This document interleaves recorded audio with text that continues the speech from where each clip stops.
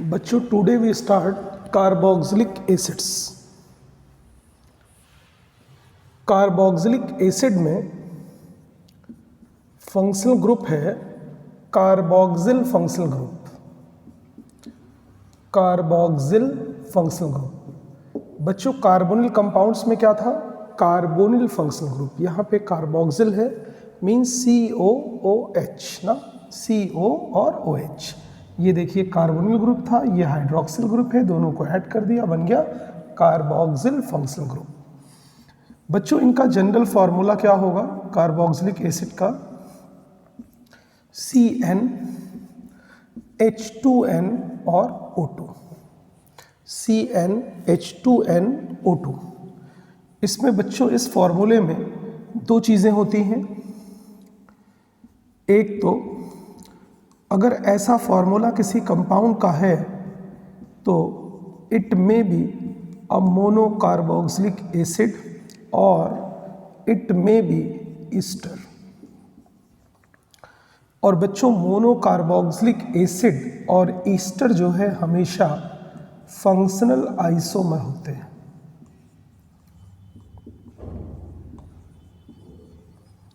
ठीक है बच्चों, CN H2NO2 ये दोनों का फॉर्मूला है मोनोकार्बोक्सिलिक एसिड का और ईस्टर का।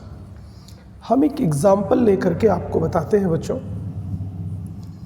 देखिए, अगर हमने कहा आपसे कि हमारे पास एक कंपाउंड है C2H4O2, ये हमारे पास कोई कंपाउंड है, बताइए क्या हो सकता है?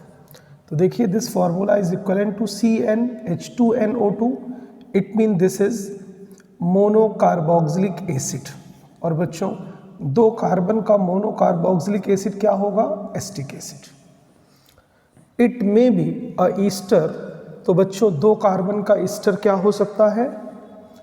HCOOCH3।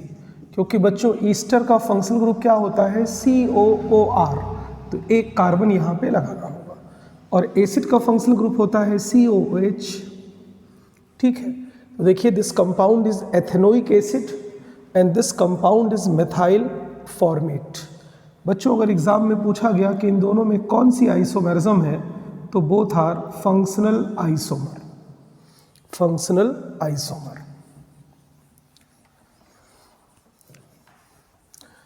बच्चों अब हम आते हैं structure of carboxylic functional group पे।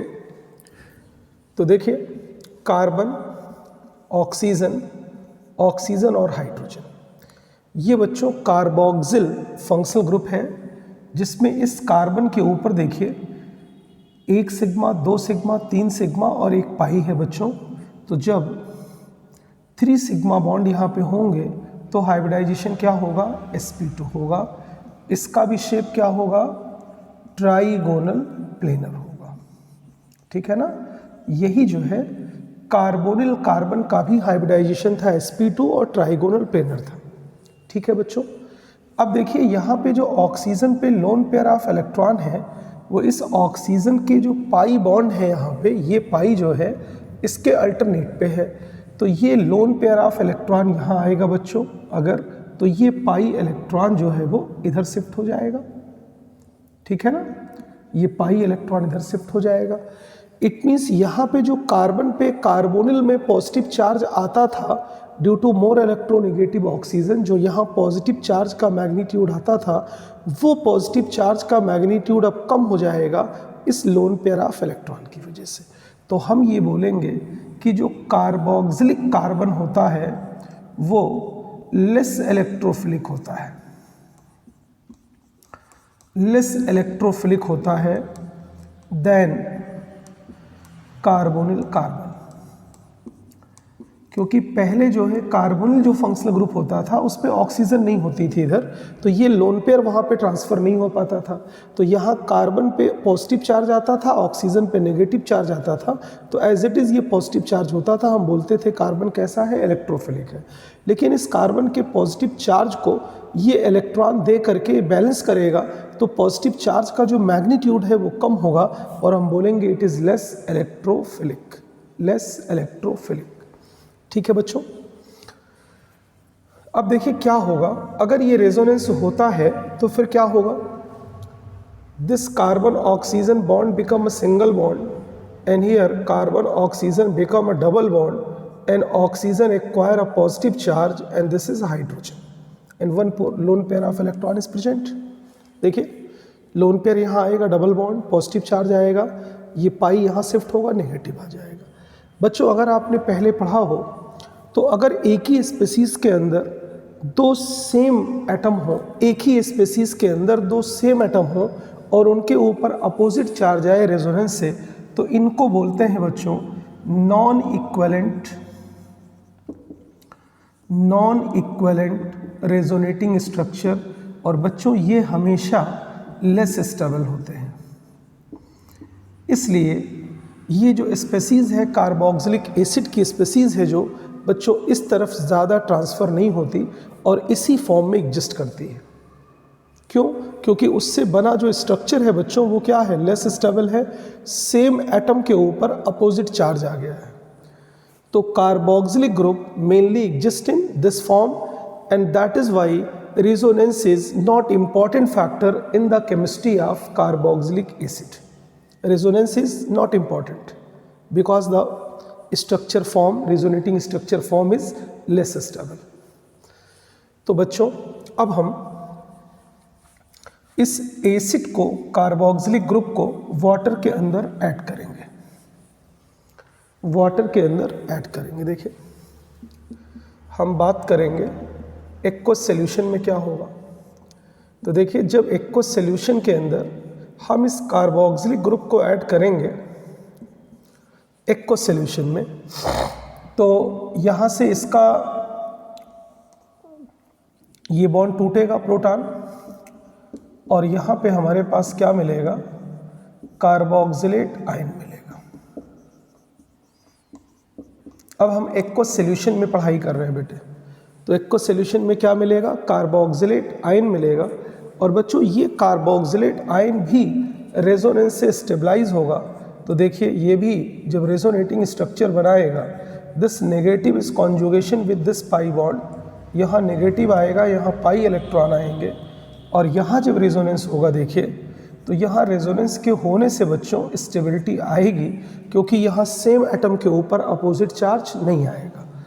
तो यहाँ पे क्या बोलेंगे हम इनको, they are equivalent resonating structure and they are more stable. It means यहाँ रेजोनेंस का कंट्रीब्यूशन ज़्यादा होगा, रेजोनेंस यहाँ एक इम्पॉर्टेंट फैक्टर होगा। और बच्चों जो रियल स्ट्रक्चर होगा कार्बोक्सिलेट आयन का वो कहीं इन दोनों के बीच में होगा। देखिए मीन्स कोई भी बॉन्ड इसमें सिंगल या डबल नहीं होगा, रेजोनेंस की वजह से बॉन्ड लेंथ दोनों बराबर हो जाएंगी। सपोज करिए this carbon oxygen bond length is x and this is y. बच्चों बॉन्ड लेंथ अगर हमसे पूछी जाए कि कौन सी बड़ी कौन सी छोटी है बच्चों, तो answer will be x is equal to y, x is equal to y because this bond length is equal due to resonance.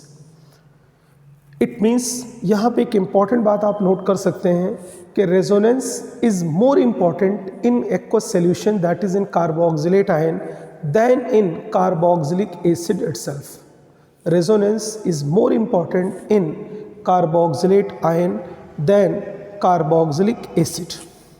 ये क्लियर हो गया। तो बताइए यहाँ कार्बन ऑक्सीजन बॉन्ड लेंथ क्या है बच्चों, बराबर है कार्बोक्सिलेट आयन पे। अब हम आपको एक जो है एम्स का क्वेश्चन आपको बताते हैं। देखिए एम्स में पूछा गया, ये कह रहे हैं कि ये दो स्पीसीज हैं, ये क्वेश्चन है बच्चों, कह रहे दो स्पीसीज है RCOOH।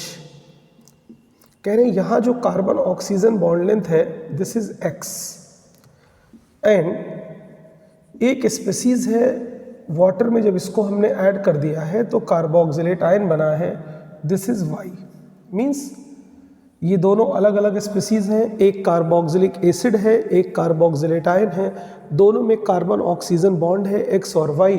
इन्होंने बच्चों ऑप्शन दे रखा है कि x is equal to y, x is less than y, x is more than y and fourth none of this. इनमें से कोई भी ऑप्शन सही नहीं है। तो देखिए, अगर इसमें ऐसा होता कि ये x होता, ये y होता, तो हम यहाँ बोल देते x is equal to y, क्योंकि इसमें रेजोनेंस होता और आइडेंटिकल रेजोनेटिंग स्ट्रक्चर बनता।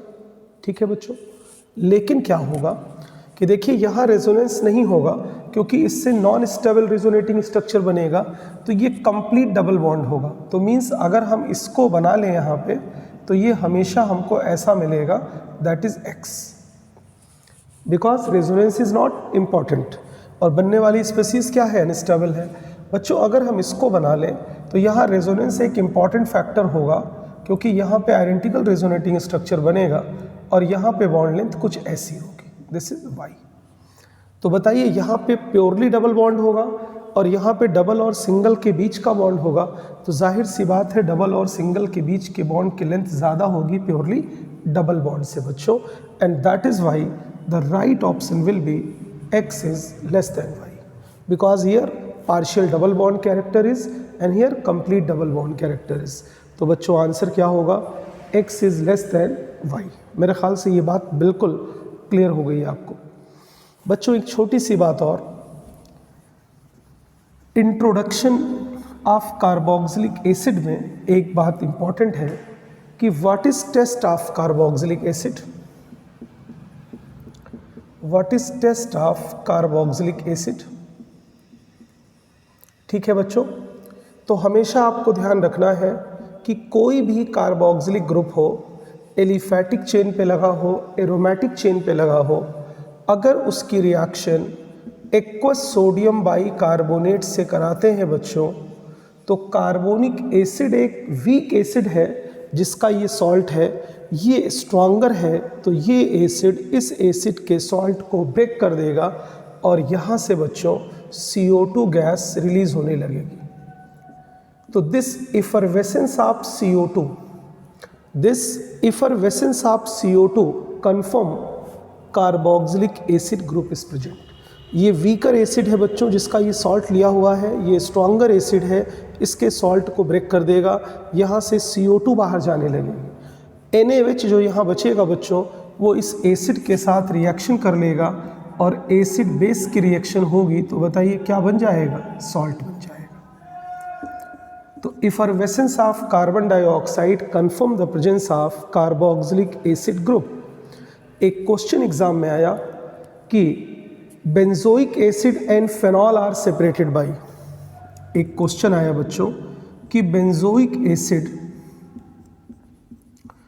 And phenol, benzoic acid and phenol are separated by, पहला ऑप्शन था बच्चों एक्वस सोडियम बाई कार्बोनेट, दूसरा ऑप्शन था न्यूट्रल FeCl3। हमने फेनॉल्स में आपको पढ़ाया होगा कि सारे फेनॉल न्यूट्रल FeCl3 के साथ वायलेट कलर देते हैं और एसिड में न्यूट्रल FeCl3 से वायलेट कलर नहीं आएगा। इसका मतलब हम इसको यूज़ कर सकते हैं। ठीक है बच्चों, देखिए इसको भी हम यूज़ कर सकते हैं क्योंकि एक्वस सोडियम बाई कार्बोनेट को बेंजोइक एसिड डिकम्पोज करेगा, CO2 की इफरवेसेंस आएंगी, but phenol have no reaction with sodium bicarbonate because phenol is a weaker acid और ये स्ट्रॉन्गर है, तो इसको नहीं तोड़ पाएगा। ये स्ट्रॉन्गर है, ये वीकर है, ये इसको तोड़ देगा। इसका मतलब यहाँ पे जो सही आंसर है बच्चों वो बोथ ऑफ दीज होगा, जिस पे हमें निशान लगाना है। लेकिन अगर हम इसी के अंदर एक क्वेश्चन दूसरा ले लें, इसको बेंजोइक एसिड ही रखें, इसको हम बेंजोइक एसिड ही रखें और यहाँ पे हम इसको पिक्रिक एसिड ले लें, दिस इज 2,4,6 ट्राइनाइट्रोफेनॉल। बच्चों आपको बताया था हमने कि स्ट्रॉन्ग इलेक्ट्रॉन विड्रॉइंग ग्रुप को अगर हम ऑर्थो एंड पैरा पोजीशन पे लगाएंगे तो इस फेनॉल की एसिडिक स्ट्रेंथ बहुत बढ़ जाएगी, इतनी बढ़ जाएगी बच्चों कि एसिटिक एसिड से ज़्यादा स्ट्रांग हो जाएगा। इसका मतलब ये भी कंपाउंड चूँकि एसिडिक एसिड से ज़्यादा स्ट्रांग हो गया है, तो अब ये वाला टेस्ट ये देने लगेगा।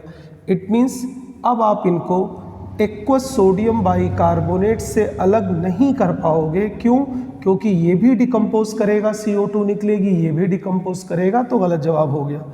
लेकिन बच्चों न्यूट्रल FeCl3 सही जवाब होगा। क्यों होगा? क्योंकि न्यूट्रल FeCl3 इसके साथ वायलेट कॉम्प्लेक्स बनाएगा, लेकिन इसके साथ वायलेट कॉम्प्लेक्स नहीं बनाएगा। Neutral FeCl3 is a test of phenol. All phenol give violet complex with neutral FeCl3। तो बेटा ये इंट्रोडक्शन का पार्ट था कार्बोक्सिलिक एसिड का। हमने उसका टेस्ट, उसका जनरल फार्मूला और उसका स्ट्रक्चर सीखा है। Thank you.